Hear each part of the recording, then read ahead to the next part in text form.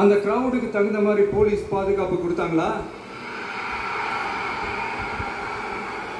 இந்த இடத்தை எடுத்துக்க சொல்லி நாங்க தான் சொன்னோம்னு ஒரு போலீஸ் ஆபீசர் பேட்டி கொடுக்கிறாரு. அதுக்கு என்ன அர்த்தம்? இவ்வளோ பலி, இவ்வளோ காயங்கள் கொடுத்துட்டு பழியை தூக்கி நம்ம மேல போட்டுட்டு அதுல ஒரு அரசியல் ஆதாயம் தேடுறீங்களா? இதுல வாய் கூசாம சட்டசபையில ஸ்டாலின் சார் நம்ம மேல திருப்பி விட்டு அங்க ஒரு அரசியல் செய்யறாரு. அதுக்கு என்ன அர்த்தம்? நமக்காக வந்திருக்கிற மக்களை காக்க வைக்கிறதுக்கு நான் ஒன்னும் ஆதாயம் தேடுற அரசியல்வாதி எல்லாம் கிடையாது. மக்களுக்காக அரசியலுக்கு வந்தவன் இந்த விஜய். எனக்காக எல்லாமும் கொடுத்த என் மக்களுக்காக எல்லாத்தையும் விட்டுட்டு மக்களுக்காக மட்டுமே அரசியலுக்கு வந்தவன் இந்த விஜய். அவங்களுக்காக நன்றி கடன் செலுத்துறதுக்காக மட்டுமே அரசியலுக்கு வந்தவன் இந்த விஜய். உங்களுக்கு தான் இந்த விஜயை பத்தி நல்லா தெரியுமே. ஆனா நம்ம எல்லாருக்குமே இத்தனை வழிகள் காயங்கள் கொடுத்தவங்களுக்கு இந்த 2026 தேர்தலில் தக்க பதிலடி கொடுத்துட்டீங்க. ஆனா அது மட்டுமே பத்தாது மக்களே, அது மட்டுமே பத்தாது.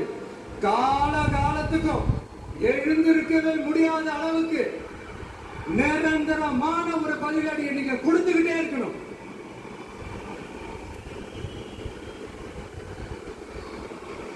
இப்படி எல்லாம் பண்ணா நான் மக்களை விட்டு ஓடிடுவேன் நினைப்பா? யாரு என்ன ஓடினாலும் நான் மக்களை விட்டு எல்லாம் ஓட மாட்டேன். அன்னைக்கும் சொன்னேன், இன்னைக்கும் சொல்றேன், நாளைக்கும் சொல்றேன், தில்லா சொல்லுவேன், கெத்தா சொல்லுவேன். பணமா ஜனமா அப்படின்னு கேட்டா என் ஜனம் தான் எனக்கு முக்கியம்.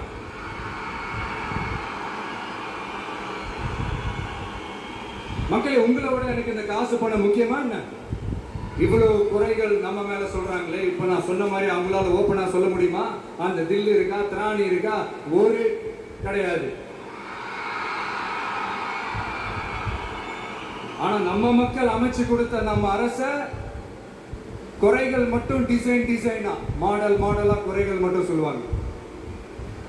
ஒவ்வொரு டிபார்ட்மெண்ட்லயும் அந்த பார்ட்டி ஃபண்ட்,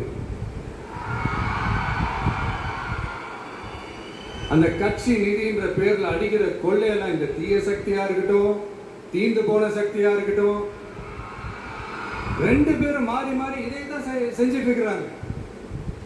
இதுல ஒரு ஹைலைட் காமெடி என்னன்னா, சட்டசபையில பேசும்போது பார்ட்டி ஃபண்டுன்னு தான் சொன்னேன்.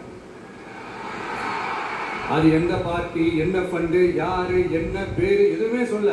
பார்ட்டி ஃபண்டுன்னு சொன்னவனை எடுத்தாங்க பாருங்க ஒரு ஓட்டம். எனக்கு ஃபர்ஸ்ட் புரியல, ஏன்பா ஓடுறாங்க அப்படின்னு நமக்கு சொல்லிட்டோம். அதான் அந்த குற்றம் உள்ள நெஞ்சுக்கு தான் குறுகுறி. எப்படி இருக்கு தெரியுமா? எங்க அப்பா பீரோக்குள்ள இல்ல, எங்க அப்பா பீரோக்குள்ள இல்ல அப்படின்னு சொல்ற மாதிரி. ஐயோ, ஏன் கேக்குறீங்க? உங்களோட செம்ம கூத்தா இருக்குங்க, செம்ம ஃபன்னா இருக்கு.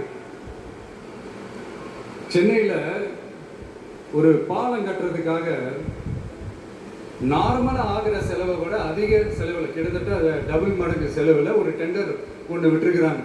அதையெல்லாம் தோண்டி எடுத்து அதெல்லாம் இப்போ கண்டுபிடிச்சு கேன்சல் பண்ணியிருக்கிறோம். இன்னும் எத்தனை கோடி ஊழல், எத்தனை லட்சம் ஊழல் தோண்ட வருமோ எங்களுக்கே தெரியல. ஒவ்வொரு முகமுடியா கிழியுது.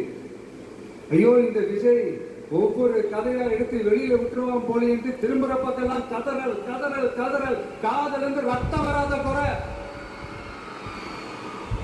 ஆமா, இப்படி ஊழல் ஊறி போனவங்க இப்படிதான் இருப்பாங்க. இந்த 50-55 நாட்கள்ல அங்க செஞ்ச சில விஷயங்கள் சட்டசபையில எடுத்து சொன்னேன். பட் இங்க ஒரு சில விஷயங்கள் சொல்லணும்னு நினைக்கிறேன்.